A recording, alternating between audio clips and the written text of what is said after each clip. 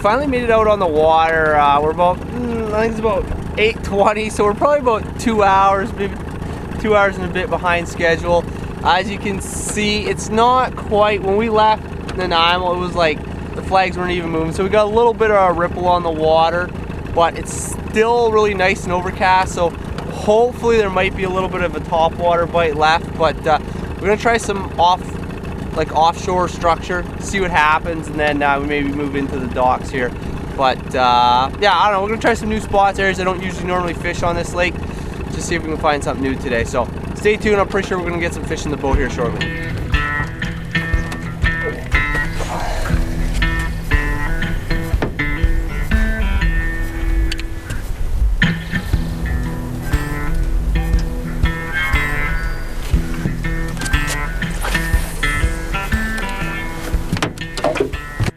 First spot we stopped at this morning, it's actually a flat that comes out into the lake quite a bit and peaks out, I think the top's like 4 feet and then drops off 20 feet.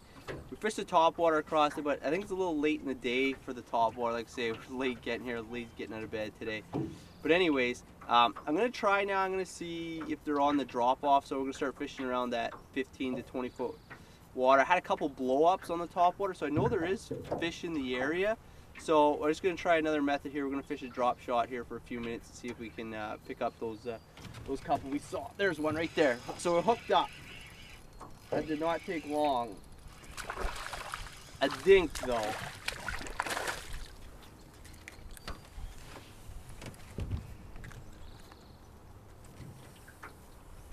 Whoops.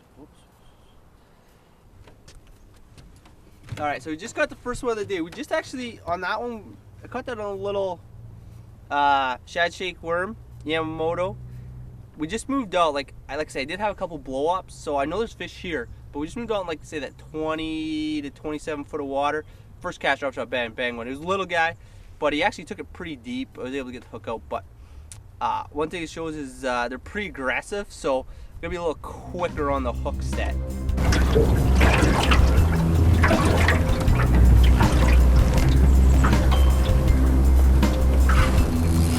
Alright, we're hooked up again. Oh, little guy again, no. Oh, must be.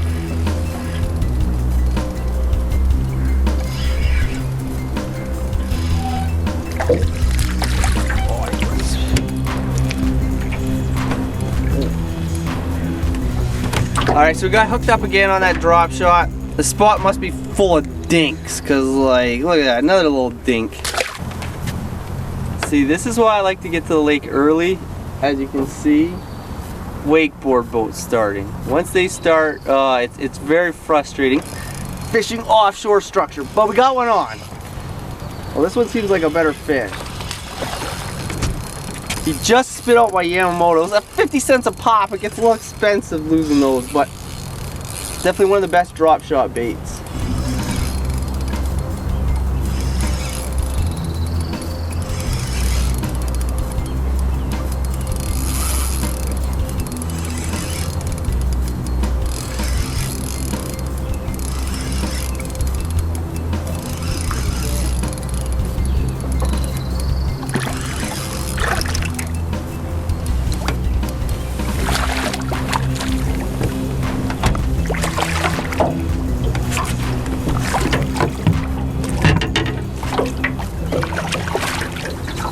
There we go. So that's a little bit better.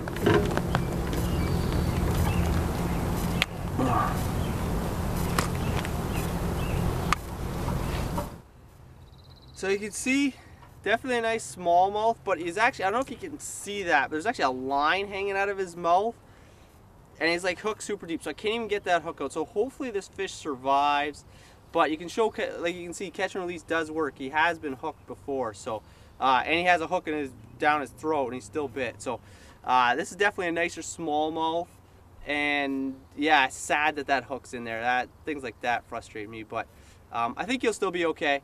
So we're gonna let him go and see if we can grab some more. And I'll show you what I'm using. So these are Gary Yamamoto. They're called shad shaped worm, 4 inches. This color is smoke blue flake.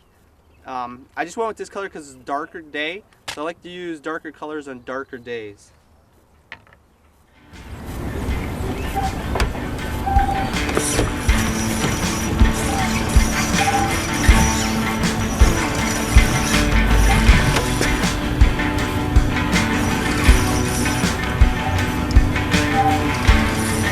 All right, we just hooked up another one here. We actually switched baits. We went to a little, oh, we got a nice one on here.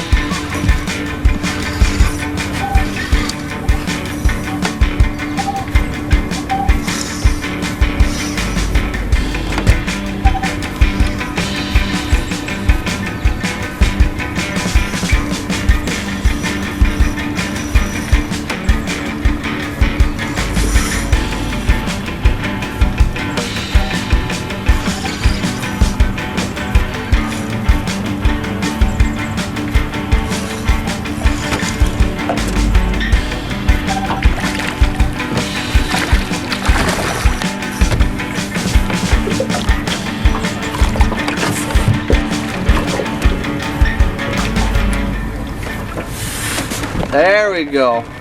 So we just landed another nice smallmouth. All right, so this one's, you can see beautiful colors on this fish. Another nice smallmouth. We actually just switched up to a Yamamoto senko. The reason why, it's dead flat calm out here, and I like to just, when I go through an area where I know there's fish, and it's just like the right depth. It's that like 4 to 10 feet, the senko will sink fast enough. And any fish maybe I wouldn't have picked up, like a topwater or more aggressive bait, or even when it hit the drop shot, I switch up and just go a little more slower presentation with that senko, and I mean, they can't resist that senko, right? So it just falls nice and soft right in front of their face, and bam, they pick it up. So that one was a decent fish. So we're gonna try here for a few more minutes, and I think we're gonna head out of this spot and go see what else we can find.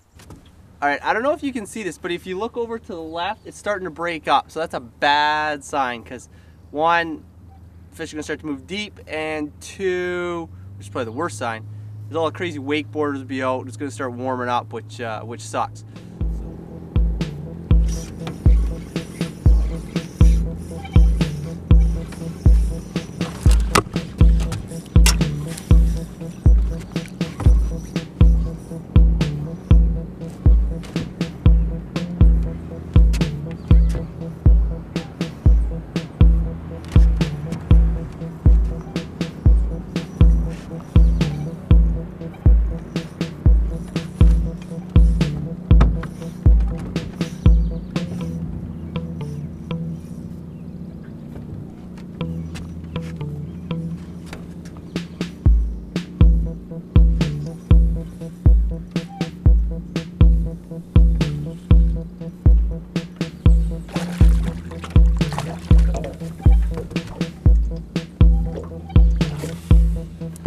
Another nice guy. Not quite as big as the last one, but the crazy thing is I thought actually it was like a bigger fish. He just flew underneath the dock we were fishing, so another nice smallmouth for the day.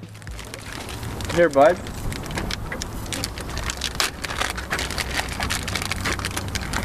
There. So then you just get... That's nice.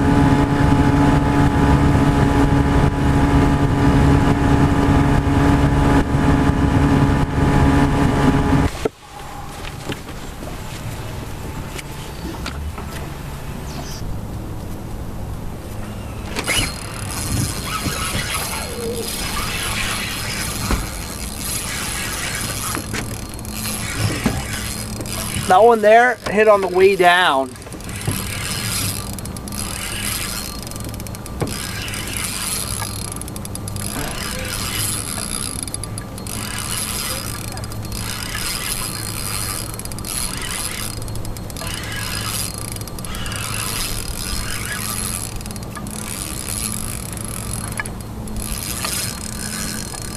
These fish, they just fight and fight and fight. They just never want to give up.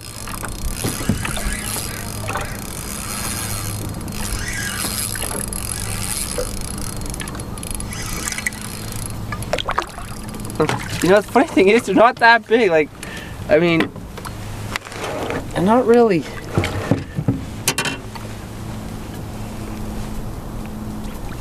As you can see, sort of little dinks, but they're just like fighting like crazy today. I'll tell you what, that fish definitely was not coming off. Bit of a dink, but second area of the day, first fish, couple minutes. lip chap. Very important. A lot of people talk about how important sunscreen is, but lip chap, stuff will save your life. You get your lips burnt, God, it's a nightmare. So remember, next time, Blistex, and make sure it has SPF in it, 30, the good stuff.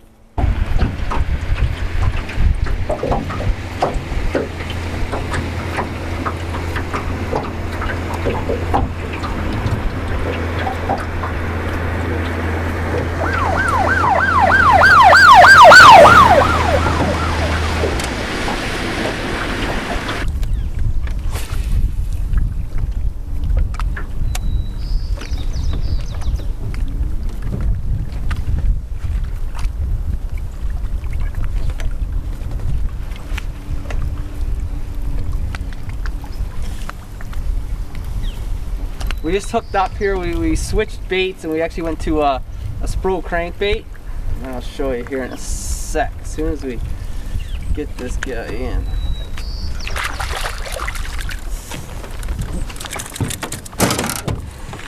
He crushed that bait too. Not very big, but he definitely took her. Very scary with all these hooks. Little guy, but on the crankbait. So the crankbait we're using is the Spro. It's a rock crawler 55. It's designed to dive 9 to 14 foot. So what we're doing is we're just throwing it up along these rock walls. Just got tired of basically catching fish on senko and drop shots. So I want to try something different. So I went with a little crankbait. It looks like a little crawfish color, so try her out.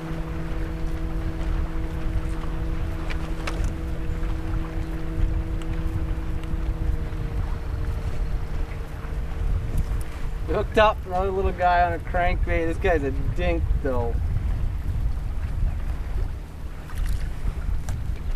Dink. Look at this crankbait's like half the size of his body, but still they seem to like that red guy.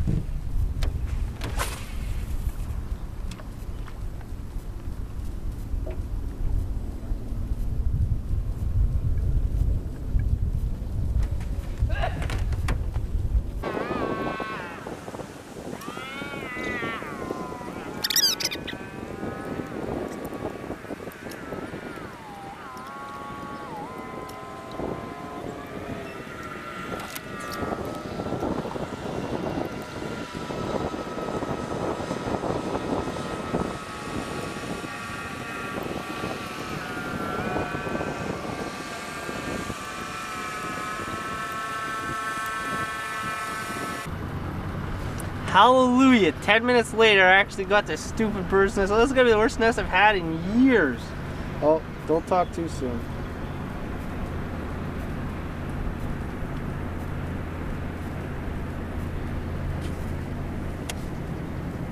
As soon as that sun popped out, it definitely really seems like the bite has like just totally died. So I'm gonna start fishing. I'm gonna move a little deeper, and I think I'm probably gonna give up on the main lake stuff because just starting to get way too much boat traffic and bouncing around out here. As you can you're probably seasick watching this video. So I'm gonna fish this little island here for a few more minutes, and then we're out of here. There we go. Oh. Peeled.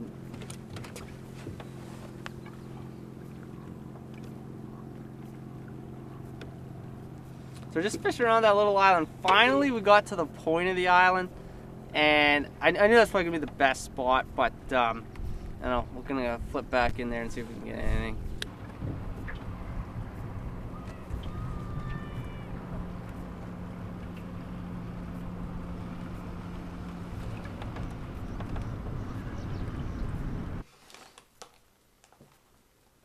Alright, so I just want to wrap up this video. We had a great day on the water. We didn't we didn't catch, as you can see from the video, we didn't really crush any monsters.